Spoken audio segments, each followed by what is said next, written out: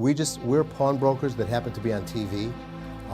The uniqueness of our situation is Les Gold's life after hardcore porn has been just as dramatic as the show itself. He reportedly lost $500,000 in a scam. His daughter Ashley stepped away from a family business, and one former cast member now earns around $900,000 a year on OnlyFans.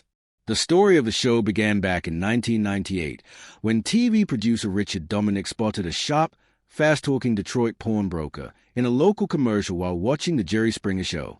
Les Gold's bold presence stuck with him, but it took more than a decade for that brief moment to turn into reality. By 2009, True TV approved the concept, and on August 16, 2010, hardcore porn premiered to 2 million viewers, becoming the most-watched debut in the network's history. The shop, American Jewelry and Loan, had already been a Detroit fixture since opening in 1978 and moving to its massive 50,000-square-foot location on 8 Mile Road in 1993, welcoming nearly 1,000 customers a day. Unlike calmer porn shows, hardcore porn captured raw tension, angry customers, explosive arguments, security stepping in, and people being dragged out, all of it real, according to Les, and reflective of a city under financial strain. That honesty paid off, with viewership climbing past 3 million per episode by 2013, and the season 6 finale drawing 3.4 million viewers, the largest audience in True TV history and the top unscripted cable show in its time slot. But by 2014, ratings slipped, critics questioned the show's authenticity, and longtime cast member Rich Pyle left, fueling the sense that the series was unraveling. At the same time, True TV was rebranding under new leadership, shifting away from conflict-heavy programming toward comedy hits like Impractical Jokers, leaving no room for serious reality shows. After the series ended, the cast scattered, while Les quietly expanded his business, opening 3 new pawn shops in 2021 by personally negotiating deals and leveraging the family's TV fame, creating nearly 200 jobs in Wayne County. He even surprised fans by appearing on Chopped in 2016, showcasing Mediterranean cooking skills learned in childhood. And in December 2022, he hosted a charity auction at his Detroit flagship store, raising $40,000 in just 3 hours for the Heat and Warmth Fund, running the room with the same intensity that once made hardcore porn a television phenomenon. He made it clear that his efforts were never just about money, but about helping people survive the brutal Michigan winter. Rumors of bankruptcy trace back to a 2018 story about a bad business deal, in which Les lost $500,000 to a scam, but it never destroyed him. By 2025, his net worth remained steady at around $5 million. His pawn shops were still operating, and his book For What It's Worth had climbed to number 4 on the New York Times bestseller list. When Seth Gold joined American Jewelry and Loan in 2009, he didn't simply step into the family business. He brought a new vision. Seth noticed the company had no online presence at a time when everything was moving digital, so he launched their first e-commerce platform, a risky move for a pawn shop. It paid off, and by 2018 online sales made up about 30% of total revenue, transforming the business from a 9-hour-a-day operation into one that never closed. That momentum led to new locations in Hazel Park and Pontiac, 20% annual growth, and total revenue in the $5 to $10 million range. Seth's impact went beyond sales. In July 2013, he was named National Pawnbroker of the Year in Las Vegas, the industry's highest honor, earned through modern business practices, improved media image, and community outreach, symbolically winning recognition over his legendary father as the future of the trade. In 2014, Seth and Stefan Caldwell launched Power to the Grid, a job program for people with autism that focused on matching real skills to real work, including hiring Michael Sancho, whose photography and design skills helped strengthen their online listings. Seth continued pushing innovation, noting that silver and diamonds were outselling gold 3-to-1, and in 2019 he launched Fast Pawn with PawnMate Incorporated, allowing customers to manage loans online. Meanwhile, Ashley Gold had been part of hardcore porn from the very beginning, working alongside her father and brother through 9 seasons and 162 episodes of the massive Detroit shop. But by 2015, the fast-paced, high-conflict environment had pushed her to a breaking point. Every day began to feel exactly the same for Ashley. She woke up, put on the same black sweater, the same jeans, the same shoes, and followed the same routine, a cycle she later described in a 2016 interview as her own Groundhog Day. She could feel her health declining, her family relationship straining, and the realization setting in that she was no longer happy. Tension with her father, Les, had always been part of life at the shop, and while viewers saw constant arguments on hardcore porn, the off-camera reality was just as difficult.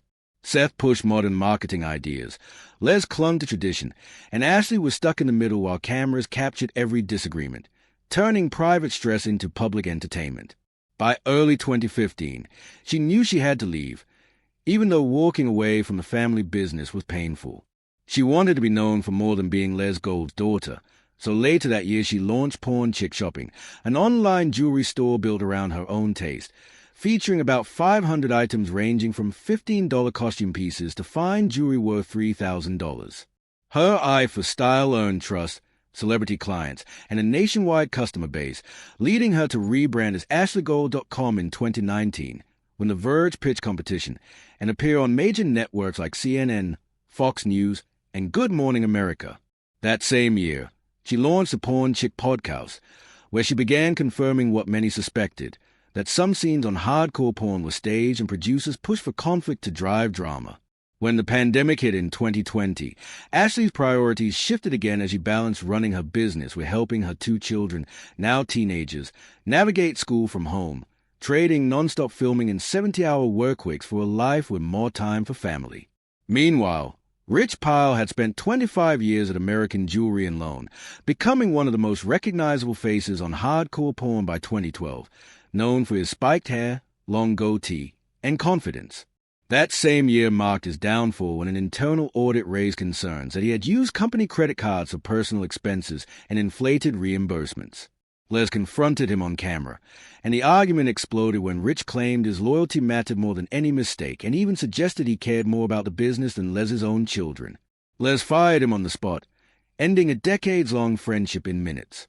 Rich returned the next morning hoping for forgiveness, and Seth tried to intervene, but Les refused, citing the audit and risk to the business. Within weeks, Rich was written out of the show. He later moved to Los Angeles, attempted to start his own gold business, and in 2018 resurfaced as a host of Whole Nation, a series following competitive cornhole across the U.S., bringing the same high-energy style he once used behind the porn counter. He just wanted a job.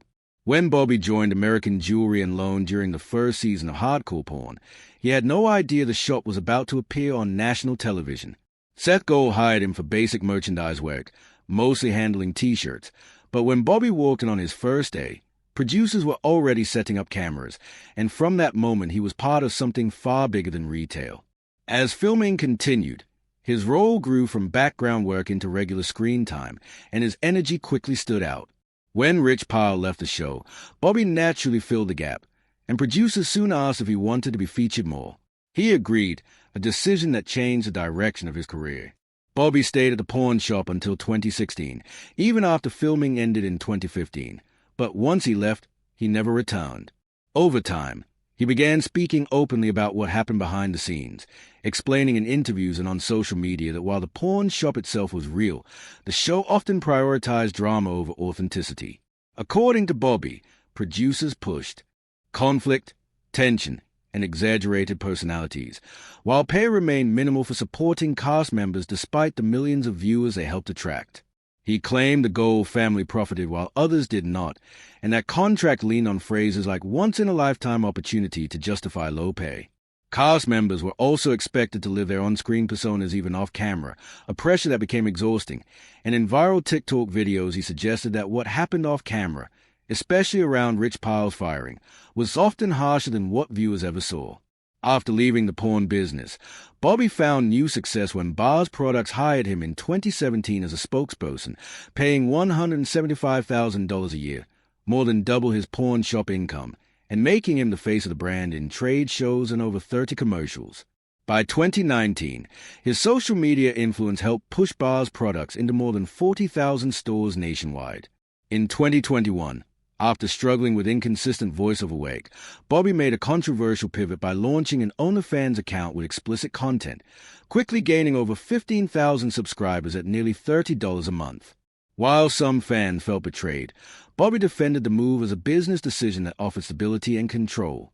Legal trouble followed in September 2023 when Warner Bros. Discovery sent him a 12-page cease and desist letter accusing him of using hardcore porn footage and branding without permission, citing 37 examples, including a YouTube series that had drawn over 500,000 views and promotional materials for speaking gigs charging up to $5,000.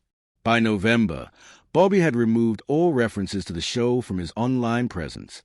Everything changed at American Jewelry and Loan when Big Joe Shannon, the head of security who had worked there for 3 years, was caught stealing during filming. Les Gold had personally hired him, trusted him, and even welcomed him into family gatherings, which made the betrayal even harder to process.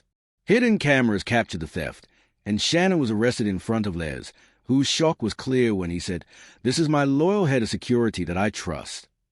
Shannon was fired immediately and charged with felony theft, a public downfall that left a lasting impression on the show. Yet his story didn't end there. In late 2016, he started over by launching high-gear transportation in Livonia, Michigan, beginning with just 2 trucks handling local deliveries and slowly growing it into a regional operation. By 2023, the company had expanded to 15 trucks serving clients across the Midwest.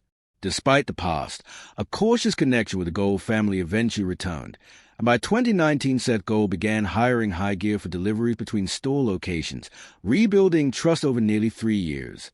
Today, Shannon employs more than 20 people and is regarded as a respected business owner, turning scandal into redemption. Another quiet exit came with Fielding Teichman, known to fans as Felix, a calm and steady presence who vanished from the show in early 2015. Behind the scenes, a contract dispute had erupted when he asked for a raise during Season 8 negotiations, citing his growing popularity. When the production company refused, tensions escalated, and Teichman walked off set mid-filming, forcing producers to quickly replace him. Attempts to renegotiate through legal channels failed, and by 2016 he had moved to Austin, Texas, choosing privacy over fame. These weren't just dramatic moments for television, but real turning points with real consequences, revealing what happened when the reality behind the show became impossible to hide.